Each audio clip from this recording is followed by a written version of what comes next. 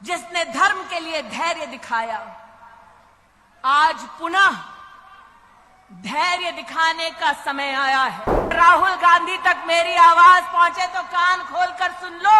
मैदान तुम चुनो, कार्यकर्ता हम देंगे। आओ, तुम्हारे 10 साल और मोदी के 10 साल के बीच में क्या फर्क है, इस पे चर्चा हो जाए। इतनी गारंटी देती हूं कि युवा मोर्चा का एक भी साधारण कार्यकर्ता जाकर राहुल गांधी के सामने बोलने लगे तो राहुल गांधी में इतना दम नहीं कि युवा मोर्चा के किसी कार्यकर्ता के सामने टिक जाएगा। 26/11 का आतंक हम सब ने अपनी आंखों से देखा। हम सबको याद है, पाकिस्तान से आतंकवादी आए, मुंबई की सड़कों को लहूलुहान कर दिया और दिल्ली में बैठी सोनिया मैडम की सरकार चुपचाप तमाशा देखती रही। उस शाम जब मुंबई लहूलुहान हो रही थी, तब मीडिया के माध्यम से पता चला कि कांग्रेस के युवराज किसी जश्न में शामिल थे। जब वो सत्ता में थे तो उनका घमंड ऐसा कि उन्होंने भगवान राम का कोई अस्तित्व नहीं, ऐसा एफिडेविट देश की एक कोर्ट में दे दिया।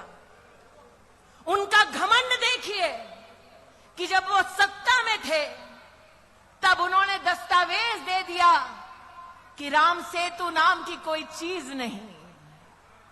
अहंकार आज भी बरकरार है।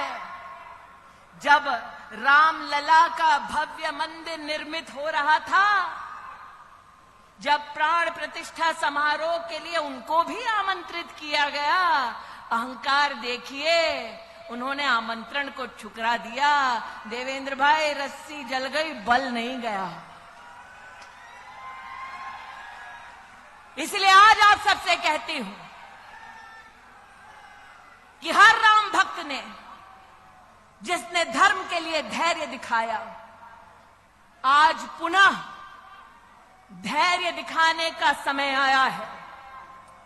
हमको उकसाया जाएगा, कुछ लोगों को एआई के माध्यम से, डीपफेक के माध्यम से बरगलाया जाएगा, लेकिन आज हम डंके की चोट पर कह सकते हैं। और अगर राहुल गांधी तक मेरी आवाज पहुंचे तो कान खोलकर सुन लो। मैदान तुम चुनो, कार्यकर्ता हम देंगे। आओ, तुम्हारे 10 साल और मोदी के 10 साल के बीच में क्या फर्क है, इस पे चर्चा हो जाए। मैं नहीं कहती मैं जाऊंगी चर्चा के लिए, तब पक्का नहीं आएंगे तेजस्वी, लेकिन इतनी गारंटी देती हूं कि युवा मोर्चा का एक भी साधारण कार्यकर्ता जाकर राहुल गांधी के सामने बोलने लगे तो राहुल गांधी में इतना दम नहीं कि युवा मोर्चा के किसी कार्यकर्ता के सामने टिक जाएगा।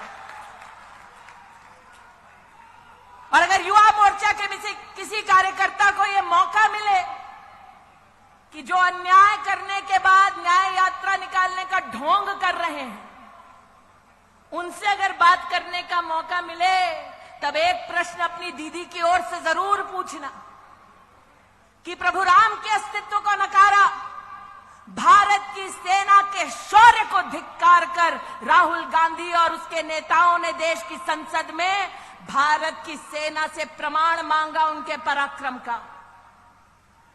मैं उस महाराष्ट्र में काम कर चुकी हूं जहां पर 26/11 का आतंक हम सब ने अपनी आंखों से देखा। हम सबको याद है, पाकिस्तान से आतंकवादी आए, मुंबई की सड़कों को लहूलुहान कर दिया और दिल्ली में बैठी सोनिया मैडम की सरकार चुपचाप तमाशा देखती रही। हम सब महाराष्ट्र में इस बात के साक्षी हैं। नितिन जी को याद होगा, गृह मंत्री को उस वक्त कांग्रेस की सरकार में कपड़े बदलने से और प्रेस कॉन्फ्रेंस करने से फुर्सत नहीं मिल रही थी और यहां पर जनता त्राहिमाम कर रही थी कि किसी को तो भेजो ताकि हमारी रक्षा हो सके। और उस शाम जब मुंबई लहूलुहान हो रही थी, तब मीडिया के माध्यम से पता चला कि कांग्रेस के युवराज किसी जश्न में शामिल थे। वो व्यक्ति जो मुंबई जब लहूलुहान हो रही थी जश्न में शामिल थे, वो भारत की सेना से उनके पराक्रम का तब प्रमाण मानते हैं जब भारत की वायुसेना पाकिस्तान में आसमान चीरते हुए आतंकवादी कैंप्स को ढेर करती है। आज चाहती हूं उनसे पूछा जाए कि क्या यह संभव था जब कांग्रेस की सत्ता थी कि विंग कमांडर अभिनंदन को भारत की सरहद पर पाकिस्तान हाथ जोड़ते हुए वापस छोड़कर जाए। और ये 56 इंच की छाती वाला है जिसने 56 घंटे में विंग कमांडर अभिनंदन को भेजा।